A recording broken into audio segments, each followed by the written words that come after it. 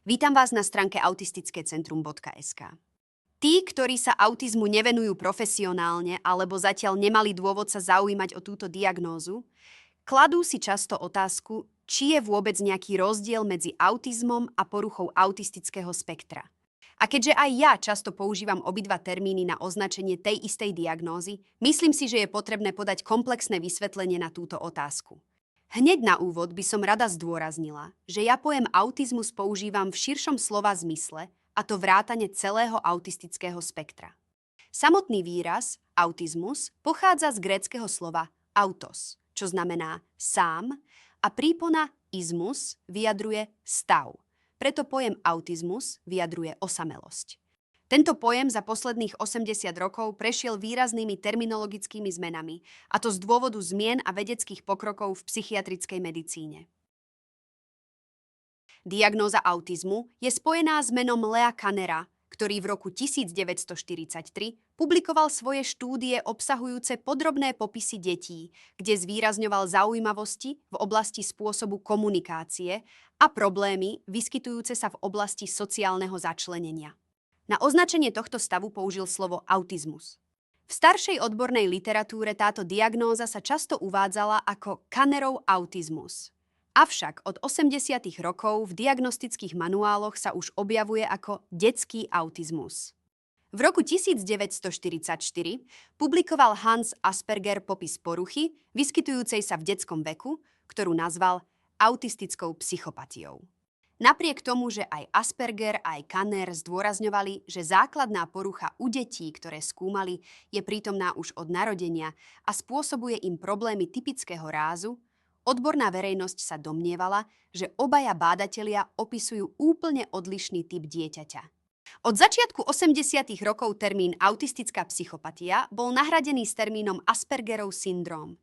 Od 90. rokov v medzinárodných klasifikačných systémoch a diagnostických manuáloch ako MKH-10 alebo DSM-4 už obidve diagnózy sa objavili spoločne. V týchto medzinárodných klasifikačných systémoch a diagnostických manuáloch aj detský autizmus, aj Aspergerov syndróm boli zaradené do kapitoly duševných porúch a porúch správania. Táto kapitola niesla označenie F a kategória F84 označovala kategóriu pervazívnych vývinových porúch, kde okrem už spomenutých dvoch diagnóz boli zaradené aj iné diagnózy, ako napríklad aj atypický autizmus. Považujem za dôležité venovať sa podrobnejšie jednotlivým diagnostickým jednotkám, a to nielen z dôvodu zmien terminologických a diagnostických, ale aj preto, lebo určite mnohí z vás máte lekárske správy, kde sú uvedené kódy spomenutých diagnóz. Detský autizmus nieslo označenie F84.0, atypický autizmus F84.1 a Aspergerov syndróm F84.5. Hlavné diferenciálno-diagnostické aspekty týchto troch diagnóz sa vzťahovali na obdobie objavenia sa prvých symptómov, teda pred alebo po 3. roku života, na naplnenie alebo nenaplnenie triády, teda výskyt symptómov v oblasti komunikácie, sociálneho správania a v oblasti stereotypných záujmov a aktivít. Posledným výrazným diferenciálno-diagnostickým aspektom bolo úroveň intelektuálnych schopností. Takže diagnostickou podmienkou detského autizmu bolo objavenie sa symptómov do 3. roku života, naplnenie triády symptómov a charakteristické vývinové oneskorenie s možnou prítomnosťou poruchy intelektu. Atypický autizmus sa odlišoval od detského autizmu buď vekom, teda obdobím objavenia sa symptómov, a to po 3. roku života, alebo tým, že nebola naplnená triáda symptómov. Túto diagnózu dostávali najčastejšie deti s hlbokým stupňom intelektuálnej poruchy a deti, ktoré mali ťažkú špecifickú vývinovú poruchu receptívneho jazyka. Aspergerov syndróm od detského autizmu sa odlišoval najmä tým, že u nich nebola naplnená triáda symptómov, chýbalo celkové oneskorenie v reči alebo vo vývine poznávacích procesov a mali intaktné alebo nadpriemerné intelektuálne schopnosti. Vysoká variabilita v správaní a heterogenita v etiológii v spomenutých diagnostických jednotkách a v ďalších diagnostických jednotkách v kategórii pervazívnych vývinových porúch odôvodnili vytvorenie komplexnejšieho konceptu.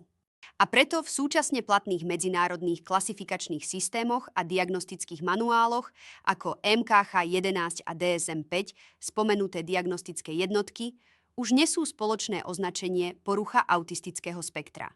Triáda symptómov bola zmenená na diádu symptómov, keďže oblasti komunikácie a sociálneho správania boli spojené do jednej kategórie. A preto aktuálne porucha autistického spektra sa charakterizuje kvalitatívnym poškodením v oblasti zručnosti sociálnej komunikácie a nepružným, opakujúcim sa vzorcom v oblasti aktivít, správania sa a záujmov. Myslenie v spektre predpokladá spoločný deficit v pozadí často veľmi odlišných vzorcov správania.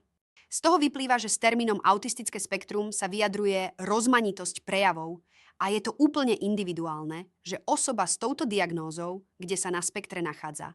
Inými slovami, znamená to, že podľa súčasného stavu vedy, napriek tomu, že niektoré osoby majú mierne príznaky poruchy autistického spektra a iné osoby majú výraznejšie príznaky, ich spoločným deficitom je kvalitatívne poškodenie v oblasti sociálnej komunikácie a nepružnosť v oblasti aktivít, správania sa a záujmov. Ďakujem vám za pozornosť.